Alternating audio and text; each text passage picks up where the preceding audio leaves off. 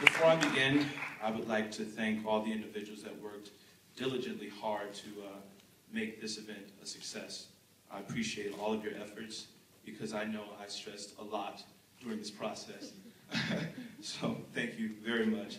But most importantly, I would like to thank you all for showing up today and giving your presence, because this is why we're here, to help create change for the people. So thank you for that. But most importantly, my boy Ron, the real OG, and by OG I mean organic gardener. He told me something that was really prolific for me because I didn't know. He said 50% of our DNA is very similar to that of a banana. And I said, excuse me? But as he explained it, he showed that not only are we genetically compatible with the banana, but we're all interconnected. The environment is something that we really need to care about and focus on and change.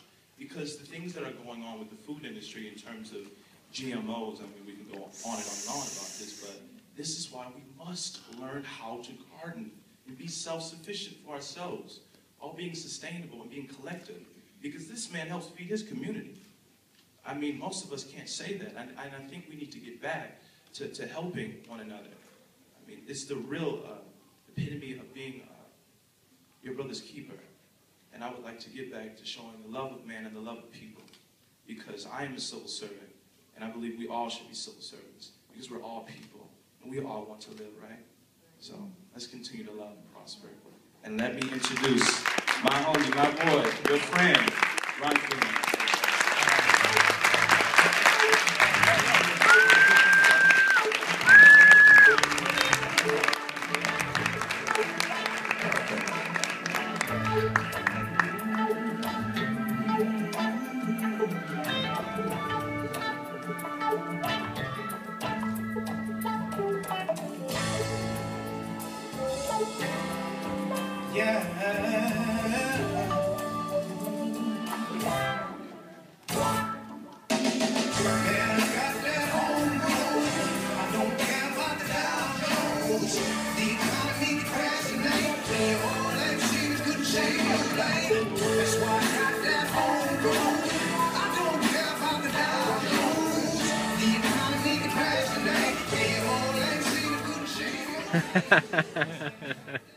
Did you guys hear that? That's some real shit right there.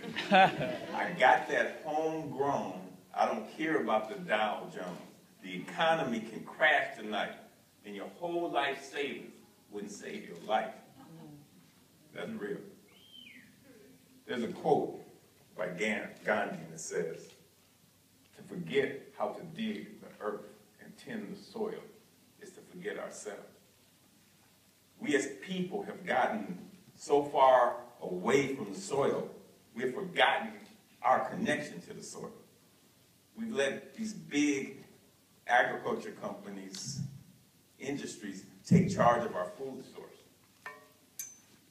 And we're living on this prepackaged food. Everything we eat is prepackaged, it's fast, it's fixed for us already, and it's distorted our taste buds. Our food supply is in a state of crisis, just like our neighborhoods are in a state of crisis. And it's in need of triage, just like you would do in a disaster or in a war. We're under siege, and somebody's profiting from that. Who in here has a garden? That's nice. That's nice. We got to get that. You, the other ones of y'all, to raise your hand.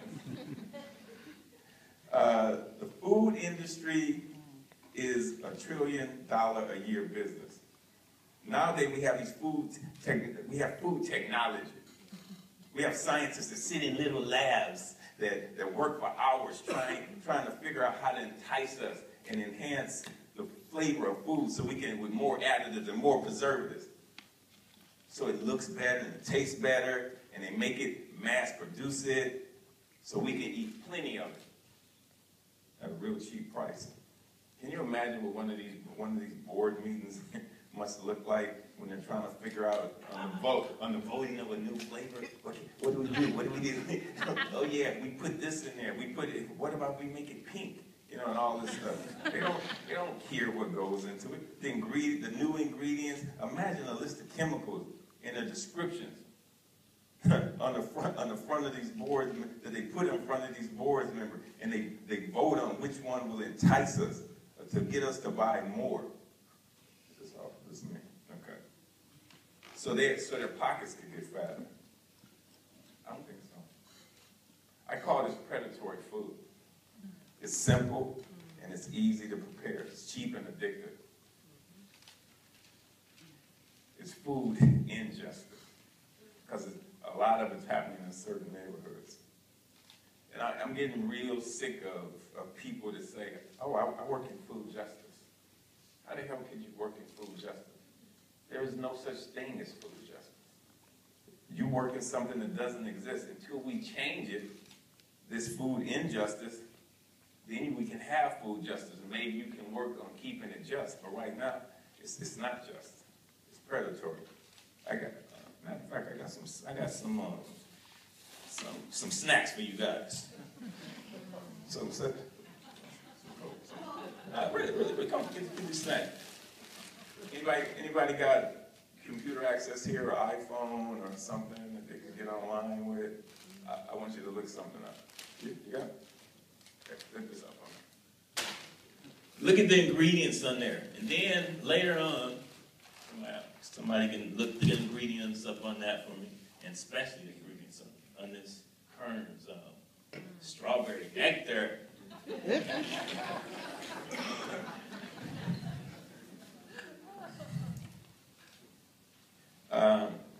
You getting anything? No, come on, somebody look up. I want you to look up these Chip Ahoy cookies, and I want you, because I can't read. First of all, I'm too old. The writing's too small. But I want you to read the ingredients, and I want you to stand up and tell me what those ingredients are, and if you can pronounce them, because most of the stuff I can't pronounce. I ain't trying to eat nothing I can't pronounce.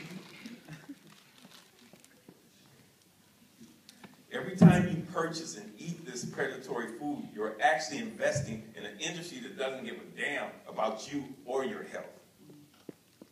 Furthermore, you invest in obesity, heart disease, diabetes, stroke.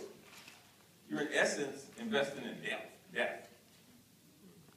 How many of you know someone that's been to the hospital in the last month? And this is like, it's like the new norm for, I'm going to the hospital. I mean, when have you seen so many people that's always sick? Going to the hospital, that's the new norm. People are dropping dead at younger ages because of chronic disease. We got any information on that food yet?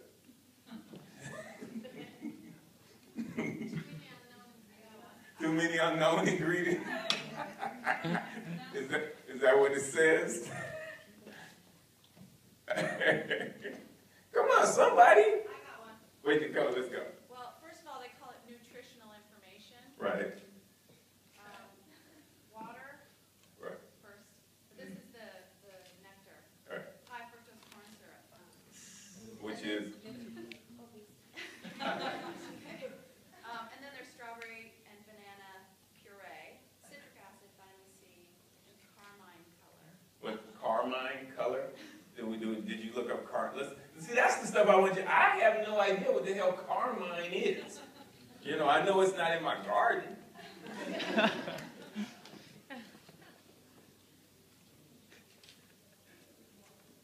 Anybody?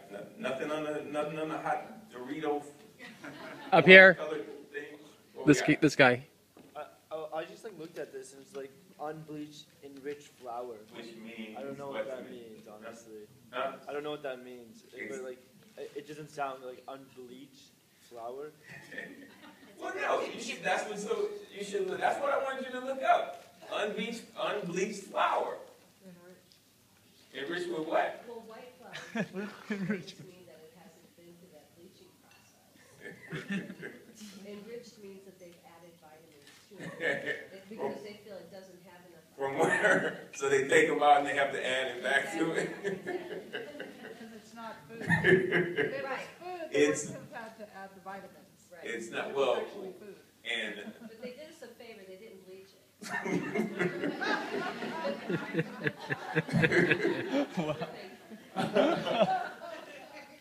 But everybody's eating this stuff, eating this manufactured food, you know.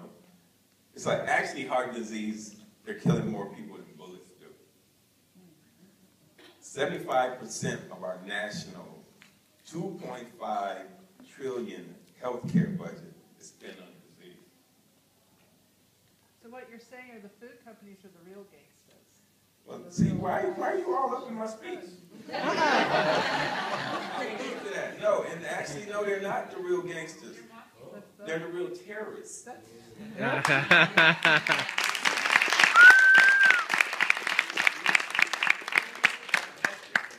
no doubt. And no one's doing anything about it. You know, this is real. You know, 75% of the national $2.5 trillion healthcare budget is being spent on disease. 17% of our annual earnings are being spent on medical care. Wow, that's not. American car manufacturers are spending more money on healthcare than for their employees than they're spending on making their cars. I mean, I think, you know, how they have the prison industrial complex. I think we have the medical industrial complex too that nobody's addressing. You know, and the bad, unhealthy, killer food industrial complex, just like the military industrial complex. Our taste buds have fallen prey to. Our taste buds have fallen prey to processed food. We've strayed so far away from real food that we don't even know what it tastes like anymore. Fast food companies are the terrorists, for real. It was just one time my nephew, he came and he's over there and he says, Uncle, he whispered, said, Uncle Ryan, I want something to eat. I said, well, what you want, dude? I want something sweet.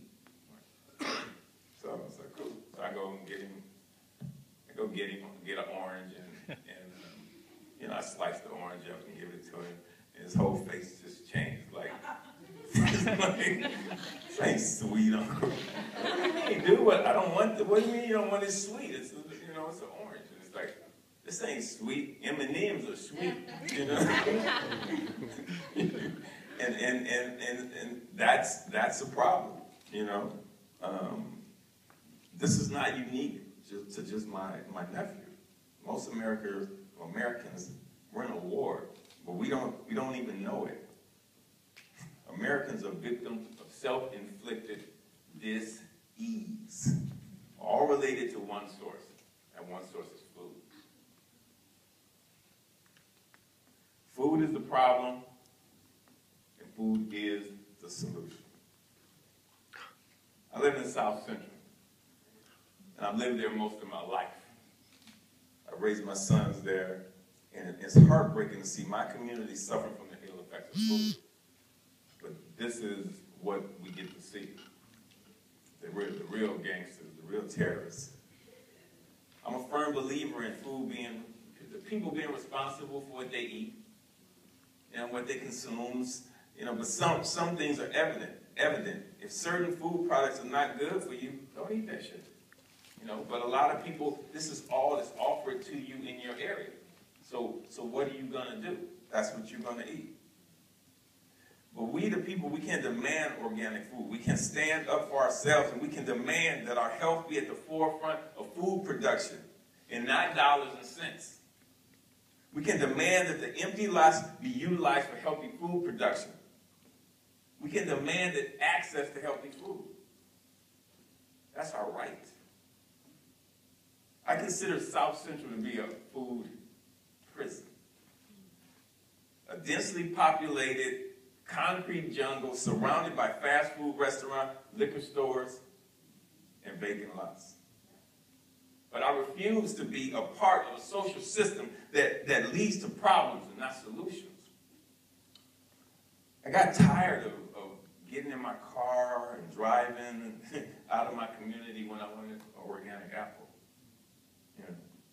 And so what are you going to do a lot of times people, you're just gonna eat what's there, what's convenient for you.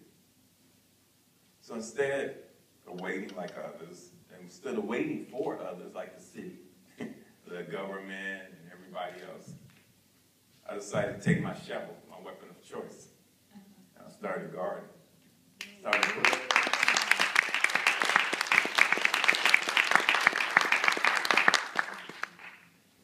And what I did is I took my parkway and I planted on it.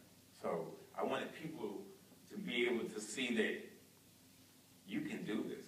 I mean, I do these dig-ins, where people volunteer, and it's amazing how many people don't know how to use a tool anymore, don't know how to use a shovel, don't know how to use a pickaxe or a mallet, and they wound up hurting themselves just by them trying to use these tools. We got to get back to the soil. That's who we are. We're soil.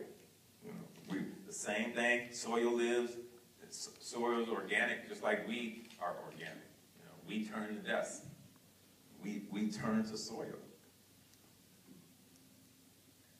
The way I see it, it's our fundamental right to have access to healthy food. Man, it's my fundamental right to grow my own food.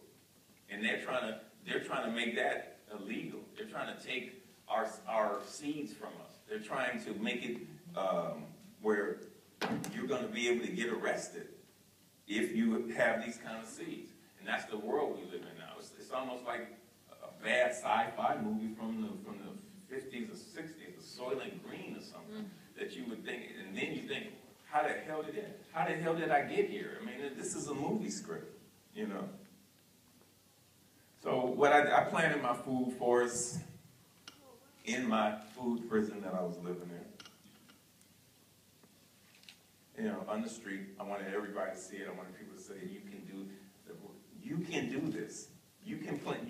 It's no, you don't have to be an academic, and you don't have to be some mathematician to plant something in the ground. And that's why I put it on the street. I wanted people to see that it could do it. I could have put it on the other side of the fence, but I wanted to share this with my neighborhood. I wanted to share the food with my neighborhood. I wanted to share nature with my neighborhood. It was like I built an ecosystem on the street where all you saw was asphalt and concrete and dead grass. So the city, they basically, for this, I got in trouble for this. I had a warrant, they had to go to court, and I got this citation when the guy sent it. I'm like, come on, dude, really? But here I am. I'm beautifying the city. I'm showing people how to eat better, and this is what happens. Could you imagine that?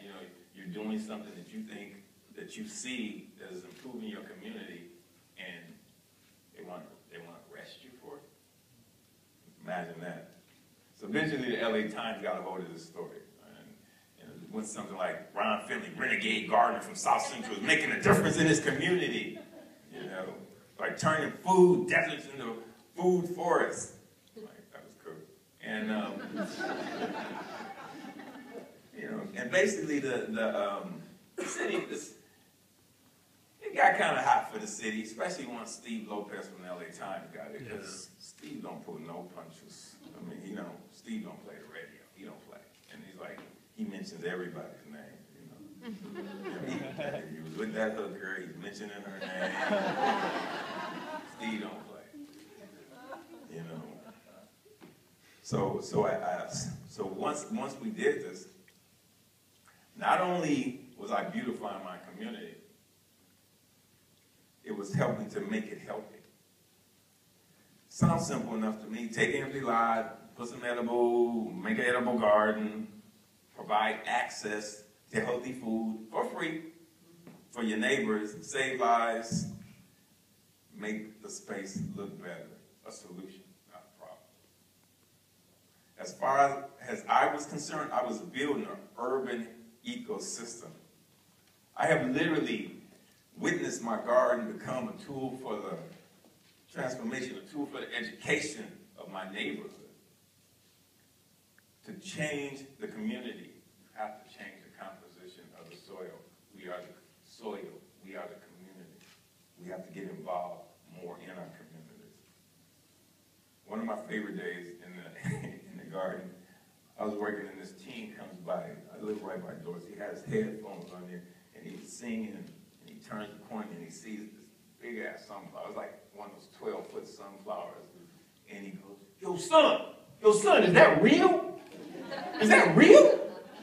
And it was like he was just amazed because he had never seen a flower that big, you know.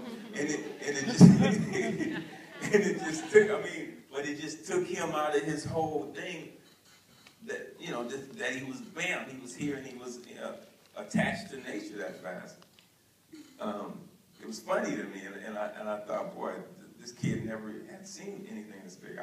And I wondered if I would have responded like, yo son, the sunflower is a reflection of you. It started out as a seed, and now it overlooks the gardens and brightens people's lives. Later on, I thought about it, and what touched me the most was the fact that for a brief moment, this kid connected with this sunflower. Everything starts from a seed. Everything. Gardening is a powerful tool that teaches compassion, responsibility, leadership, entrepreneur skills, and respect for the environment. Did you know that LA leads the United States in vacant lots? We have 26.6 square miles of vacant lots in LA.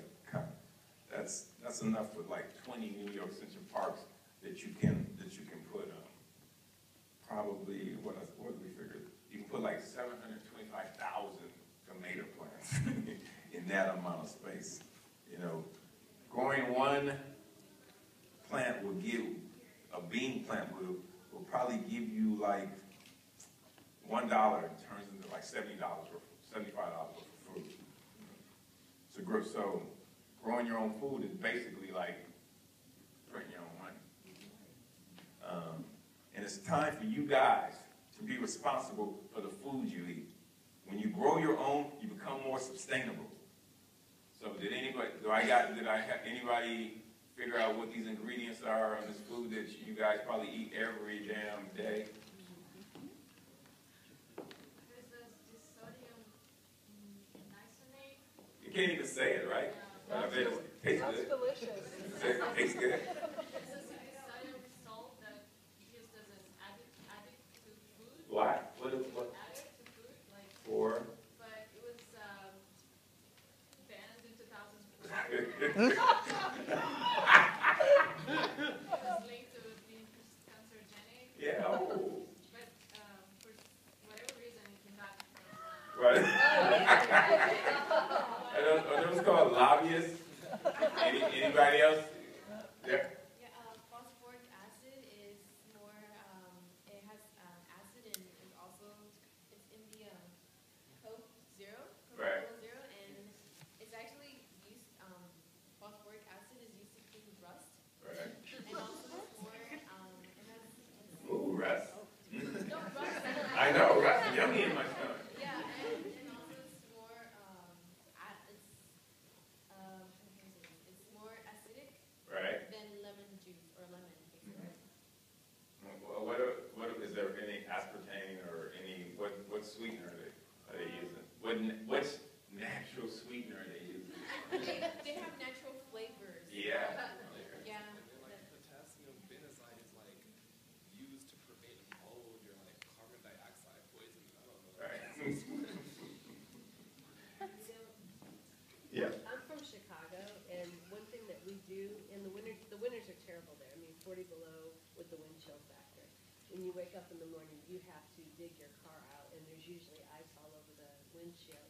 We would take Coca-Cola and pour it on the It ice, just melted. and it just melts it away. Yeah. But we drink this religiously, and we that has to change. I mean, we have to take our own health, and they're not coming.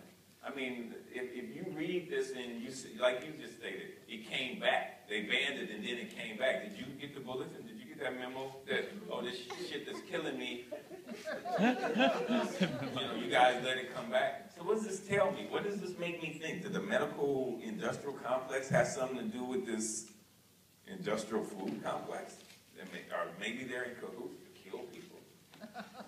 I mean, I don't know. I don't get it. People have to understand the importance of this. But it's addictive. Well, so is love. You know, people have to recondition themselves and stop being so dependent on major food, grocery store food chains, fast food restaurants, and the drive-thrus that are killing more people than the drive-bys. People have to learn to eat with purpose. Rethink food production may be as simple as rethinking food purpose. Now tell me gardening can change a nation. Gardening is more than a food source to me. You see, I'm an artist. I grow my art. Gardening is my graffiti. Just like graffiti artists, they beautify walls. I beautify parkways and yards. I use the soil like that's my canvas, and the flowers and the plants and the food that I plant. That's my embellishment for that canvas. But you can eat my art. Yeah. Can't really eat that.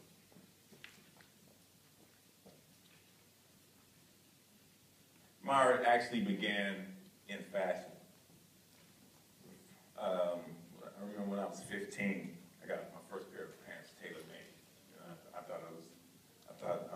thought it was just so fly. You know, I wanted to wear these pants every day. I mean, I was the coolest dude walking down the street. And of course, at 15, I mean, I couldn't get all my clothes tailored. What the hell am I get the money from? But I thought I was the coolest dude that I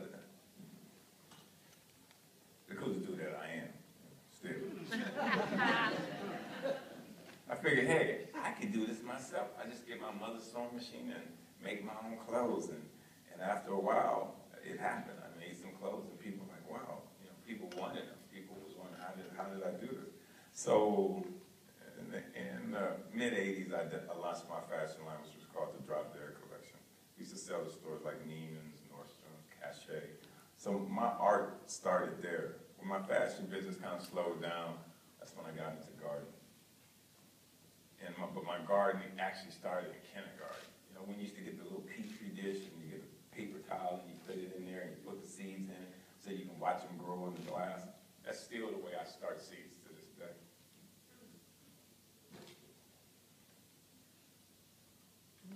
See, every garden starts from a blank canvas. You decide how you want it to look.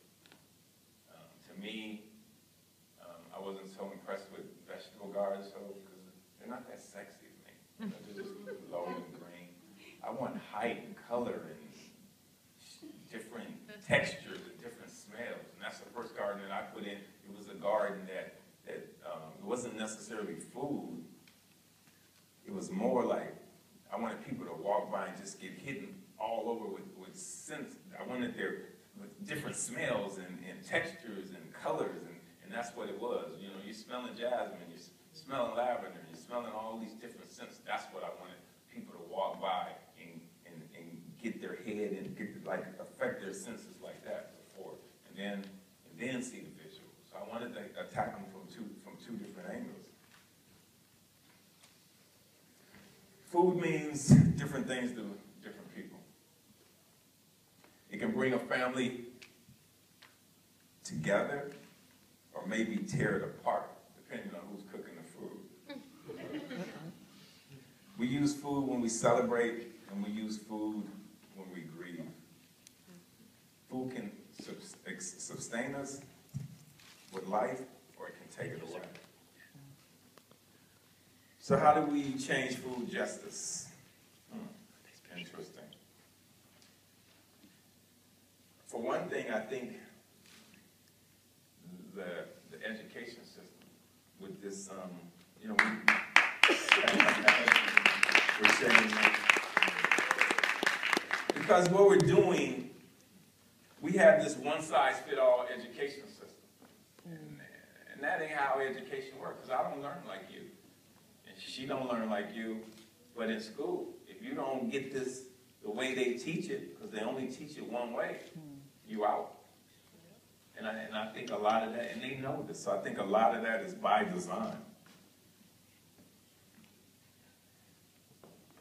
So we need to start in our front yards to change the system, one shovel and one seed at a time. To change the composition of the soil, we must change. With doing that, we will change lives, we will change communities, we will change our nation, and we will change this planet. So let's move in the direction of making sure that those that want to work have a job. The guy that needs to be trained to take over his community, they're trained in a positive way. Let's work to keep youth off the street and teach them to have a sustainable life. Let's train leaders that train leaders. Let's move in the direction of training farmers, creating farmers markets in communities that don't have access to healthy food. Let's move in the direction of turning shipping containers into cafes and bringing food from the garden to the table. Gardening has become my gospel. I'm preaching to everybody to get out and just plant some shit. It all starts with a seed. So visualize that change you want to see and plant the seed. To do this, we have to make gardening sexy. You know, we have to, as a matter of fact, we have to make gardening as gangsters. So like you were saying, your Parker was saying, your 70-year-old granny, she in the garden, she gangster to me. You know, because she's taking her food system back. So that's what we want. That's what we have to do. So if you want to plant some seeds of change, just meet me in the garden with your shovel locked and loaded. Thanks. I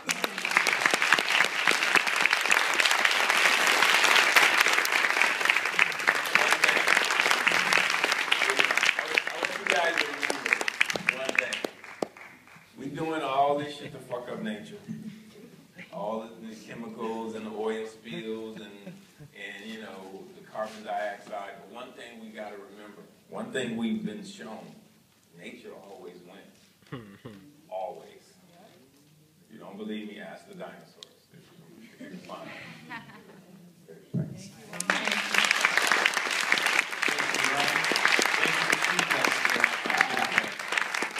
Before you guys leave, we're going to have a demonstration over at the garden at 1, but right now we're going to have a little Q&A. There you go. So anybody that's interested in asking a question, please raise your hand and I'll get the mic to you.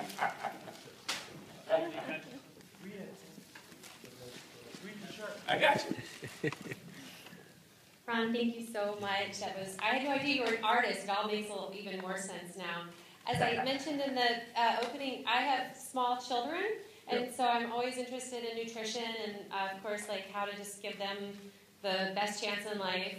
And I know that soil quality has been linked to learning disabilities, like heavy metals and cadmium and things like that. Do you ever do like soil testing as part of your guerrilla gardening? Always. Well, see, people call me a guerrilla gardener. Yeah, I don't know. You know, that's some press stuff. I don't really take people's property that ain't supposed to be planted. I mean, generally the stuff I do is, you know, I have permission, and yeah, we do soil testing. But the biggest thing I do, I build my soil. I mean, I'm a compost freak. You know, what compost changed my life. You know, no, but really, compost made me think, does anything really die? You know, because you got this green thing, you know, nitrogen, you got this brown thing, this carbon, and you put them together. And now you get this 140 degrees, 160 degrees sometimes. Where's this heat come from if this is dead? You know, this is organic matter just like we are. So the same thing happens to us. That's what it made me go to. You know, when we turn to dust, do we really die? You know, and it's like I remember showing one of my sons, I mean, look at this, look at all this steam, look at this heat. And he was like, wow. He was like, whoa, That's one of the Newton's laws of relativity. The energy never dies; it just turns into another form. So I mean, that's how compost changes. And when you look at a tree, what it does, how it sheds its leaves, those leaves turn to mulch, and then it turns to soil, and it feeds the tree, and it starts all over. It's just like a cycle. So that's what. So soil, we're soil. We're bacteria. And same thing with mushrooms. Or the mycelium in the ground communicating and all that. I mean, I'm not a scientist, but I ain't even close to a scientist. But it's real simple. I think a lot of this stuff is common sense, and we just got so far away from it, and that they're making it harder than what it is. Just get a plant, get some good ass soil, and put it in the ground, and put some water on it. And repeat that over and over again, and feed yourself, feed your community. You cannot eat all the food that you can grow. It's impossible. You be eating all day and all night. You have to share that shit. You gotta share it. Hey Ron, two-part question over here. Right here. Sorry. First, did the city's experience with you change the flexibility that they give to residents and how they care for their parkways? And two, if you live in CD9, have any of the candidates picked up on food justice and food security in the council race? Food injustice. Yeah. I already told you, ain't no food I hear you. I wanted you to say it again. Two-part. We actually, we had, this week was a good thing happened because my councilman, Herb Wesson, we've been trying to get the ordinance amended to add edibles on your parkway.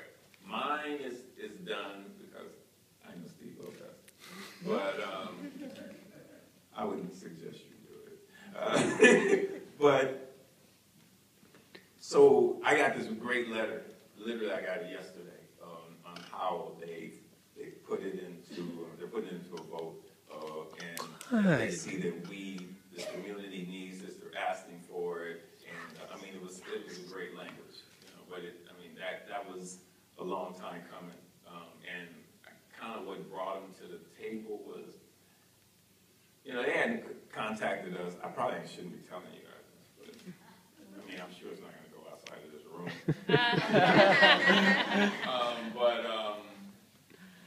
They hadn't called. We were writing letters, and we had these 3 meetings, and we're going to get, we're going to change some shit. And they didn't, so we emailed, called, and we had no response. So all of us, I was on NPR. I did this TED Talk, and I was, so before the TED, I was on NPR. Yeah. And so, I said a little something about the city. I really don't have no regulator, I don't know if you noticed. And so, somehow or another, I guess this got to the councilman's office. So days later, I was literally on the TED stage at rehearsal, and I get a call from my councilman's office after I can't tell you how many months. Yes. We gotta go to your right. Hey. Basically, they call him. Please don't say nothing bad about the city on the world's biggest stage. That's what this call was about. Oh no. But I see they are working on it, and I must say, that's good news. That the fact that we have this letter, and I should have brought a copy of it, but it's encouraging because they see, and they even said something about changing these vacant lots into community gardens. So it's working. We're the hell of a time right now. We're the hell of a time. They see it, and if enough of us do it, they can't do anything. It's like the people have spoken. This is what we want. This is supposed to be a government for the people. This is not a dictatorship, and that's the way it is now. We're force-fed this genetically modified food, and you're not supposed. No, we don't need labels. Other countries, that's supposed to be 10 times weaker than we're the biggest country and the strongest country in the world. Oh, killing all our citizens, and they can't say anything about it because we don't have to put labels on their food. Come on, really? So, did I answer your question? And CD9, any of the candidates pick up on it? I don't know. Eric Garcetti once put on Facebook that we need more people like Ron Finley in LA, but I don't know if that was just to get my vote. Thank you. Yeah, I haven't talked to him yet. John? Yes. Hi, I'm over here. First of all, I just want to say thank you for doing Thank what you you. do. And also, I'd just like to share with you an observation that I've made on campus here with regard to the cafeteria and the food that we have here on campus, and the choices that I see our students making. And it's one of those things where I know the healthy choices are there. Yeah, your cafeteria, and I want you to finish your statement, but I wanted to say that even earlier. Your cafeteria does a nice job. I've eaten it. It does a pretty good job, I have to say, but the healthy choices seem to be hiding in the back, and what's in the front is what I usually see on the students' plates, which is this really common meal of a slice of big, fat, gooey pizza with a side of French fries. And I just don't even know what to say. Like, I just wonder if you could speak to that in some way. Like, how do we change? Because I know that our vendors need to make money to stay afloat, and yet I'd love to see the choices change somehow, and I'm wondering if you could speak to that. How do we get that change? We all need to. Well, see, you're dealing with a populace that has been raised on that garbage, and that's what they want now. And that's why, if you start a child off eating tomatoes, that's what they eat. They like tomatoes. If they eat kale, especially if they grow it. They grow it. They eat it. It's a part of them now. They had something to do with this life form. But with this other stuff, it's easy, it's quick, and it's tasty. So it's like something, you're addicted to it. So even though you might put that, it's different. It's like stores in Pacific Palisades, these convenience stores, some of them have fresh stuff right in front of, where they have you go in the neighborhood, like mine, there's no fresh stuff to be offered. All they have is this predatory food that's killing people. So I don't know how, to be honest, I don't know how you change that. And it's terrible that people decide to change once they have the disease. It's like, oh shit, maybe I should be a vegetarian. I'm not a vegetarian. Not that anything's wrong with it. But it's too late, dude. Well, we can't stop. There has to be a way. We have to start putting healthy options in front of people. And you guys have them, but I think it's education. I was in Utah last week, and it was like 400 women for this conference on bloggers or something. And I was just surprised how many of them was pregnant, first of all, my God. But then secondly, I was in Utah. Utah, oh boy, the stereotypes, But secondly, so many of them didn't, I said GMO, and they were like, they didn't have a clue what a GMO was. And I'm like, whoa. And I'm like, damn, don't hate the player, hate the game, because the GMO people are doing their job. Because nobody, you got these kind of people that don't even know what it is.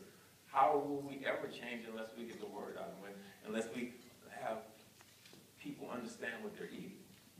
We got to figure it out. Yes, ma'am. Sorry, yeah. Oh, I'm sorry. Oh, I'm sorry. I didn't know it was So I'm trying to create no animosity.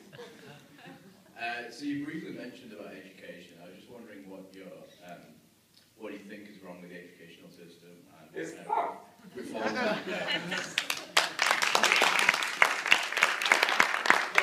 in terms of finance or anything like that, but in terms of curriculum and. Well, it's not even a curriculum thing, especially where I come from. It's like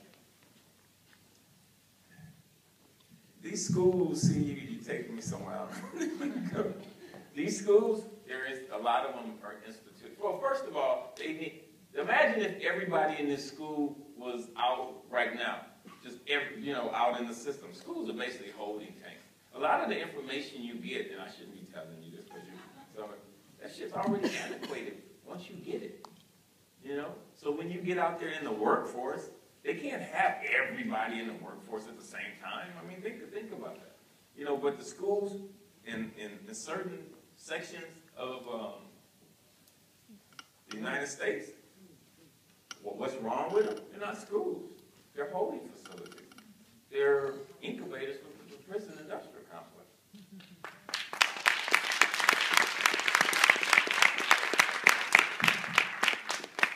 You take music, because you don't have any money for that. And you feed them this shit food.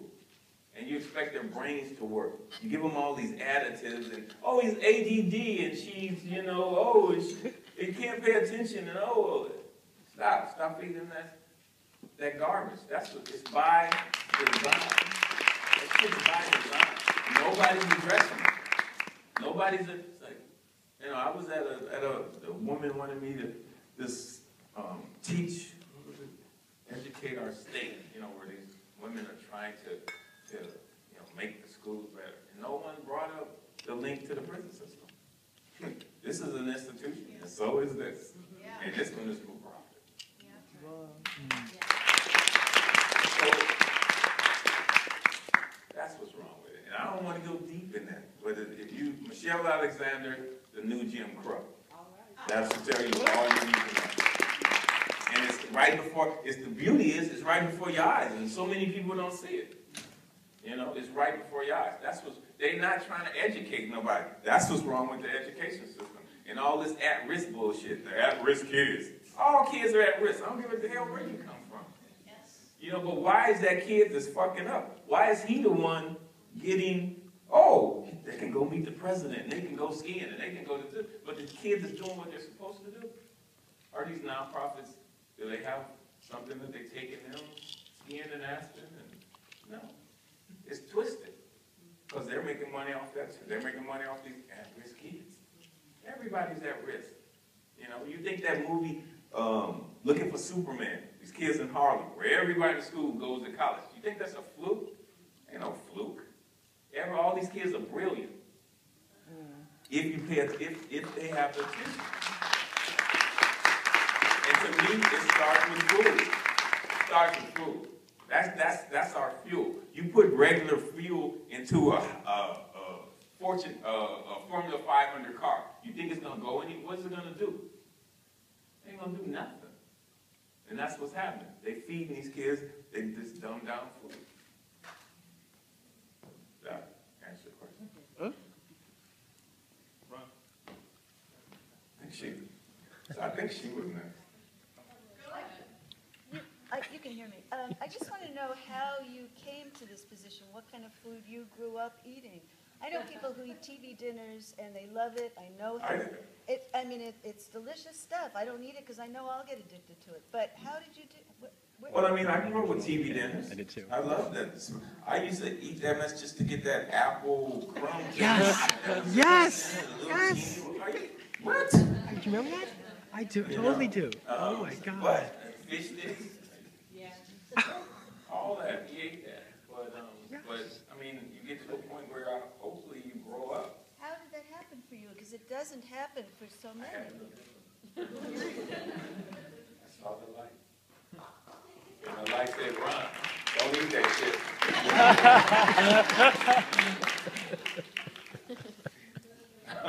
I don't know how I got there.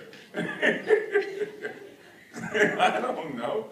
I don't know. It was basically, I mean, you look at this, I've never smoked a cigarette, I've never had a cup of coffee, I've never been high, and I've never been drunk in my life. And I grew up in a flat joint. I don't know why. I have no idea. Did I eat fried chicken and the greens and hot water cornbread and sweet potatoes? Yeah, still do. You know, but I don't know. I mean, in moderation, I guess. I don't know what all that stuff can be made different. You know.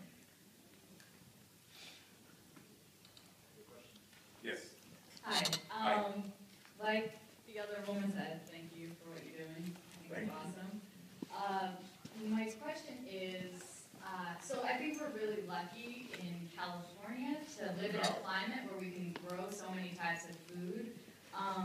And I think it would be cool if this is something that we could adopt on a larger scale. You know, we talk about like changing the way the country sees food, and so everybody can grow their own food. What do you think about certain areas where that's not possible?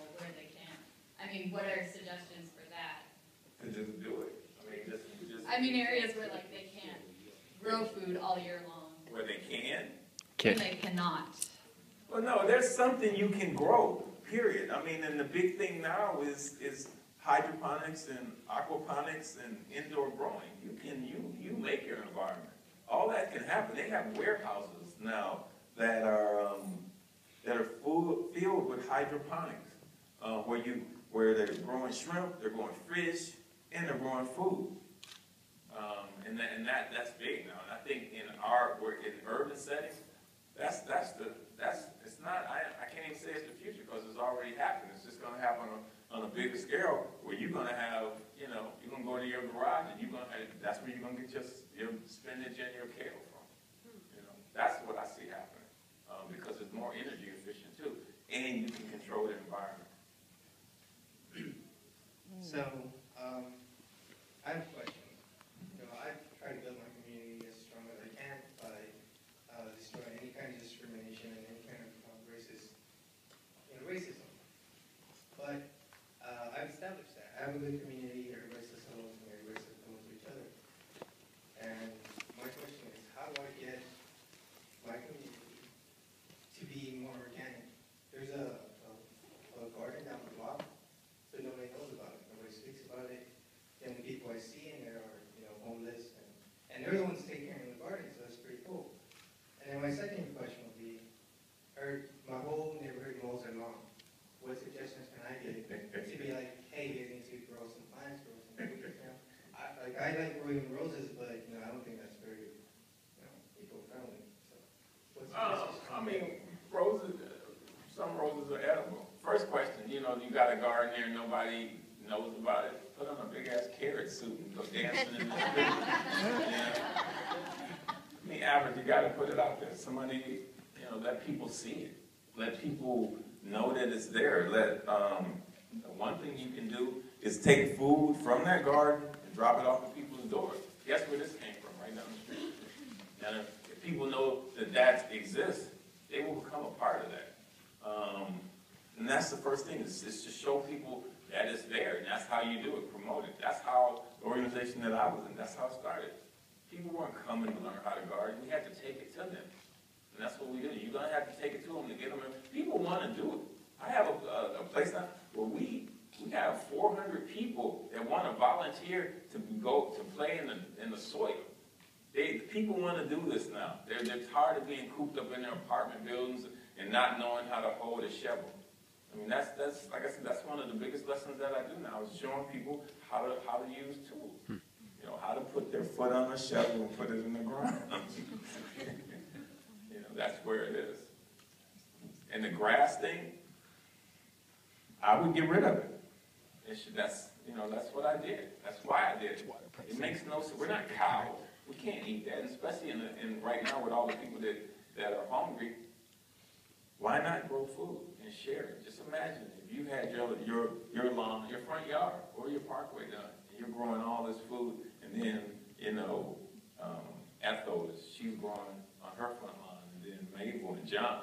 And now you guys, but you're collective, because they know what you planted, and you know what they planted. So you can send your son, I need to go get me some red onions from Mabel. Go get me. Okay, so now you got this collective thing that you've eliminated somebody. That's why it's dangerous. You're eliminating, you're taking money out of big people's pockets. That's why this is subversive. That's why it's dangerous. But that could happen on your block. You have to start it. I started it on mine. And that's where that's what builds the community. Yes, ma'am. I just wanted to comment on the cafeteria situation here at San Blanca College. My name is Johnny, by the way. Yes, ma'am. I think the issue is that, like Johnny, I think the issue is not necessarily that the food is accessible. I think more of it is affordability. More students here are just pretty much struggling to get through school, and a slice of pizza is pretty much the cheapest thing you can find in the cafeteria. It's like $2, versus you want to get a meal or something that's almost $70, $80, and no one can. I don't know any student here that, unless their parents are filthy rich, that can afford $8 a meal right now on campus. Especially with the salads, they're like, a little thing of salads like $7.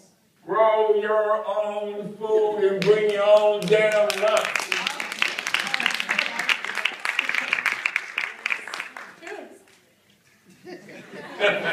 Real simple. My head is in the soil. My head is in the sand. Only a few more questions left, because then we're going to start heading over to the garden. Yeah, no, and a lot of that's by design. They make good. Why is it possible to spray food and put in this gear and you don't need a permit? The big guy, but you have to get a permit to be organic, to not spray. Makes any sense? No, it doesn't. That stuff, a lot of it's subsidized. That's why it's cheap. They want it cheap, so you can get it and you can buy a lot of it, and then so you can be in the hospital and get one of those wheelchairs that they're selling, those used wheelchairs that they're selling in Western with new batteries. Okay, so we're going to do the last three questions. I saw his hand up first. She got the mic. My name is Keith and then we'll be going. Dickerson, and Hi, Keith. I'm an avid horticulturalist, I guess you could say that. And I've been doing it for quite some time. And for me personally, everything what you're saying is true. But for me personally, man, gardening is hard-ass work. It is. That's a lot of work. And it's extremely hard. Well, I ain't gonna go extreme. No, it is. And what happens is in order to be a good gardener, you have to have patience, because most of the time when you plant a seed, it takes a while for you to yield the benefits from it.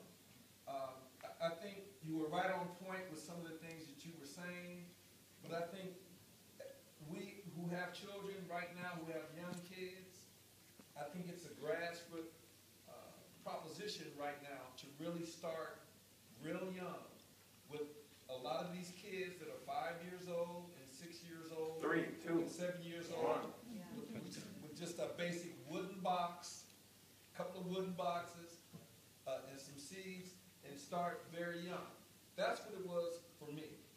I don't know what it was. The lady asked you a question earlier, but for me, just planting a seed and seeing it grow brought me a lot of joy. No doubt. For myself. And it just carried on, year after year and year after year. The lady mentioned something about the soil. Wherever you don't see any weeds or something growing, you got a problem. Okay? The soil. Normally, if there's some weeds growing, some grass growing, you're okay. But if you have an area where nothing is growing at all and it's been raining, you have a serious problem. I would suggest that you do have the soil tested. And normally, when you do test soil, normally it's just lacking one thing, and that's nitrogen, basically. That's normally what happens with the soil. But I really enjoyed your presentation. It was great. And all I can say is just keep up the good work. And I've been doing it for years. I grow it. And for all you organic people, when you go in these stores, you never know if anything is organic unless you grow it yourself. No doubt. Great. The thing, too, yes, it's work initially, but as you know, stuff self-seeds. I don't have to plant broccoli no more. I don't have to plant arugula no more. I have to move it to where I want it now. So in that, after a while, the garden takes care of itself. In a way, no, it's work. Initially, it's work. But they even have these new smart pots. You seen the fabric? I have a thing it's called bed in a bag. And it's 100 gallons. You can get a 300 gallon. And you put it down, you put dirt in it, you put plants in it. That way, you don't have to worry about your soil test because you bought your soil and you put it in there. So now I know that I'm growing with some of the best soil on the planet, or I put my compost in there or whatever. And it's crazy because how fast this stuff grows.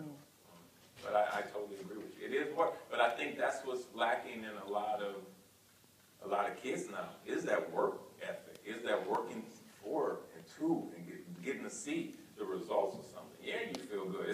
It's my solace, to garden. It's my meditation to garden.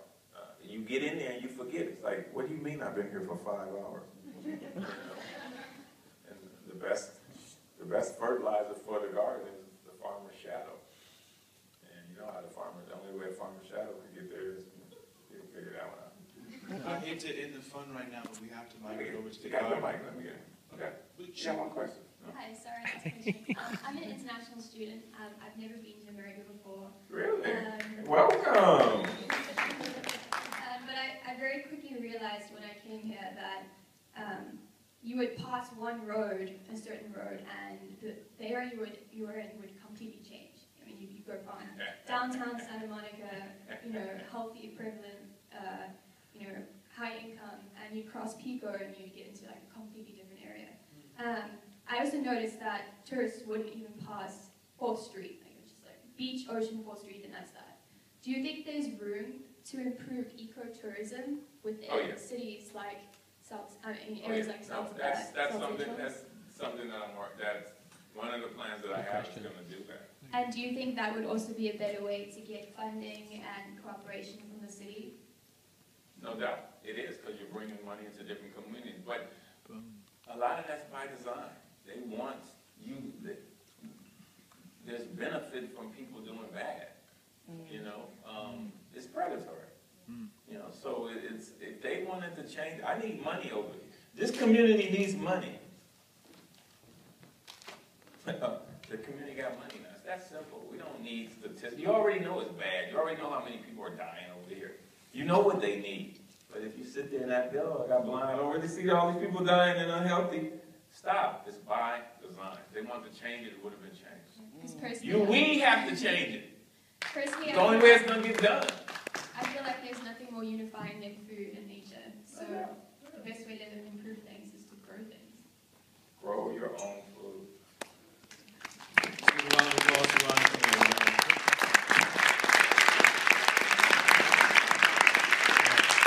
Now, if you we invite you to come over to the organic garden, have some lunch, and take part in the demonstration. Thank you.